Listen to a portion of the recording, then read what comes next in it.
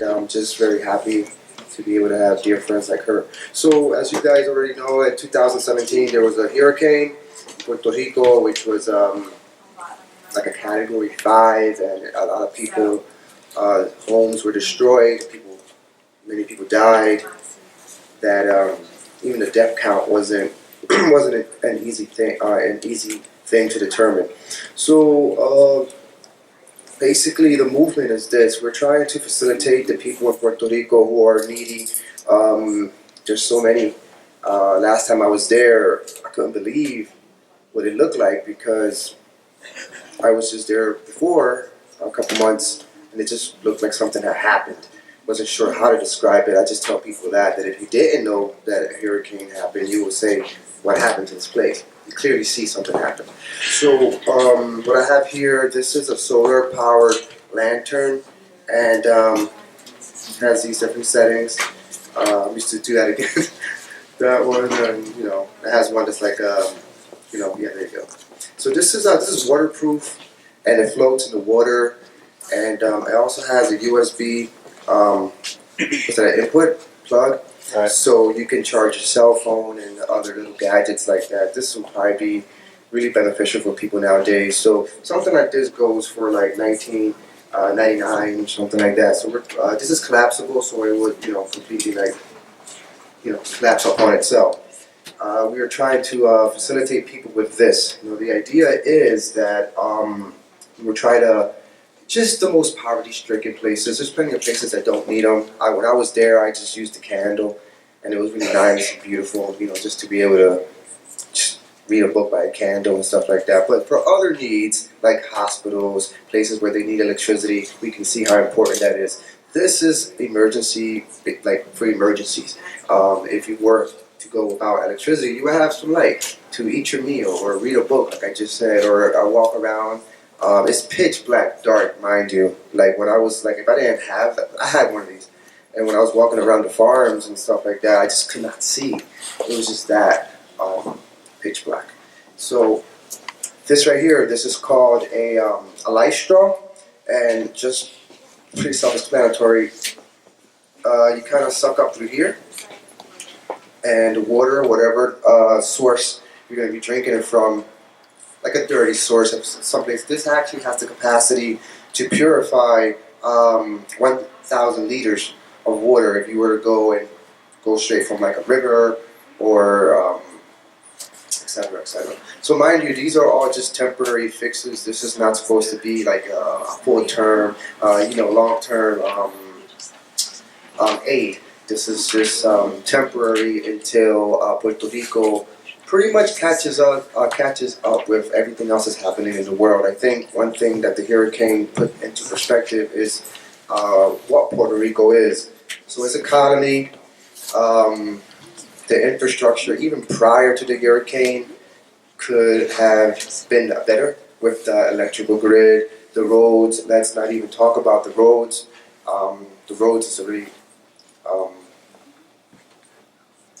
important thing, because unless you guys don't know the history of Puerto Rico, the roads were never developed. It was only around the coasts where the Spaniards and the people had colonized. They never actually got to colonize inside Puerto Rico or the mountains. We call that El Monte Adentro. So I was reading this Taino book that said although the Spaniards had won the war, they kind of never really won, because they never really got to see the splendor and everything that Puerto Rico had to offer. So they basically never went to the mountains. They just did San Juan and around the coast, because that's what's their thing. But all the Tainos that were supposed to have been so-called extinct, they went to the mountains. They didn't like the city, so they didn't want to be there. So sometime in the early 1800s, there was a census that took place, and they were deleted from the census. That's the only thing that ever happened. They still live in people's bloodlines.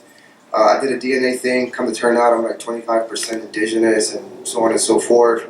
My family comes from a place that was one of the main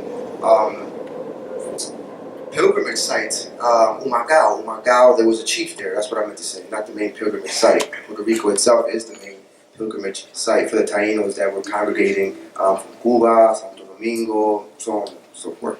So that's pretty much it. These are some of the things that we're trying to take down there. We're going to be going again. I got a team of people that I work with, some fantastic people that are helping me, and I can't stress that enough. It's not a one-man army. It's not a one-man thing.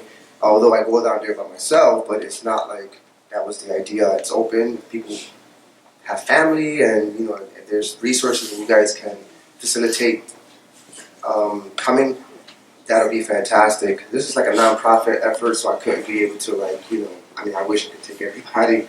And yeah, there's a lot of work to be done. Like I'm saying right now, it's about how Puerto Rico is going to proceed in the future. There's a lot of people taking advantage of the fact that it's recovering from a hurricane.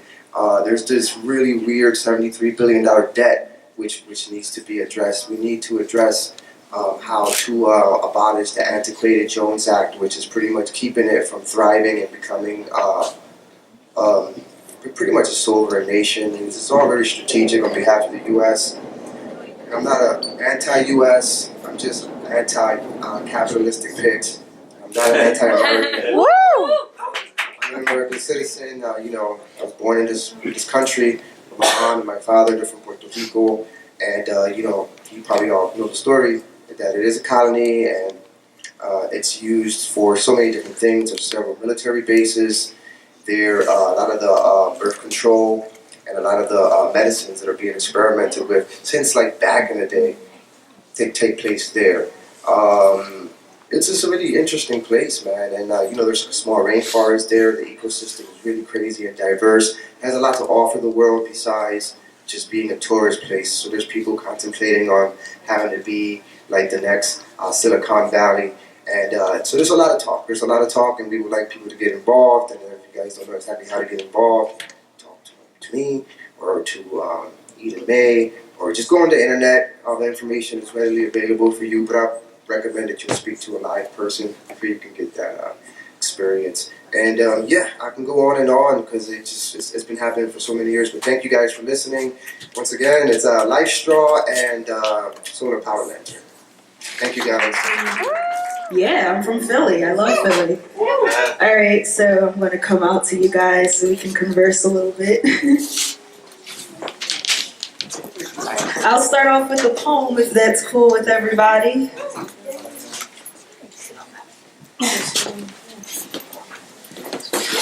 I want a cheesesteak. Right. And I'm not talking about Geno's or Pat's. Take me to the hood where I can cop a platter with salt, pepper, and ketchup on the fries, and the old heads be chilling in the back debating over black plastic bags, and the young bulls be practicing for the NBA with a rec center's ball in the bottomless crate, and the hat cab hustles for his next customer, and the pastor is sending his sermon to the people waiting for SEPTA. And the brother outside sings his siren tune. CDs, DVDs, socks, and turtles. And no matter what you order, you only have to wait 10 or 15 minutes. And exact change means no line. And the corner store is a gallery for everybody's prom photos, babies, and marriage photos, and mall photos. And you can find your favorite rapper posed on a bag of potato chips, and the grease hugs the brown paper bag. It's residue and printing on the brown body. I wanna shine on in the hearts of man. I wanna bring it to the back of my broken. Another day, another heartbreak. So choker and I take my affection. I need direction. No, help me out. Yeah, you gotta help me out. Yeah, put me on the back burner. Oh yeah, you gotta help me out. Yeah. And when there's nowhere else to run, is there room for one more sun? These changes, they ain't changing me. Cold-hearted boy I used to be. Yeah, gotta help me out.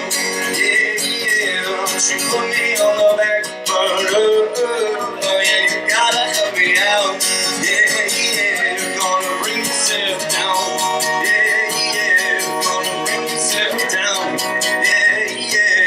gonna bring yourself down. For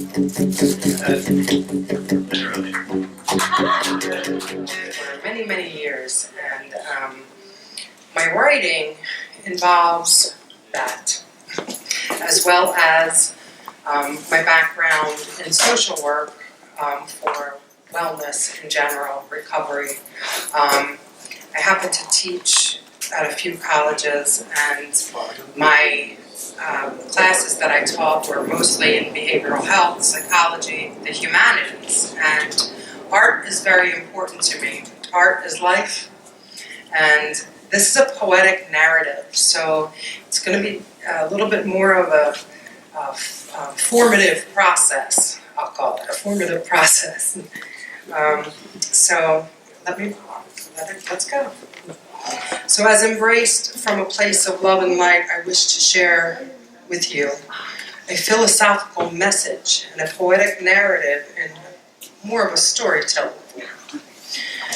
You know, there are times in life when we as humans face bigger problems, than we are. Bigger problems. There are disasters and crises, large, small, personal. These things can make us feel tiny and powerless, sometimes even insignificant. And when we encounter a crisis or a disaster, they almost inevitably always bring forth loss, grief, fear, and uncertainties, and other types of unimaginable realities.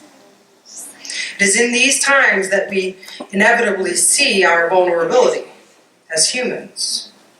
We realize we aren't indestructible, and at times we are vulnerable, and we realize that we can't always do it alone.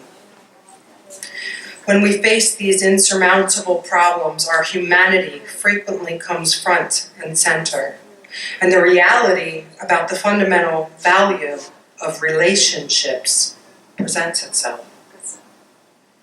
And if we honor all of our relations, both with others and our environment, we can come away with a greater wisdom. They know this song already. I know you're not leaving me hanging up here by myself, right? So this is practice because there's going to be more participation later, and it's going to be in another language, so you may as well get in. Practice right now, okay? Chorus. I've been afraid of changing 'cause I built my world around you. But time makes you older, even children get older, and I'm getting older too. Oh, I'm getting older too.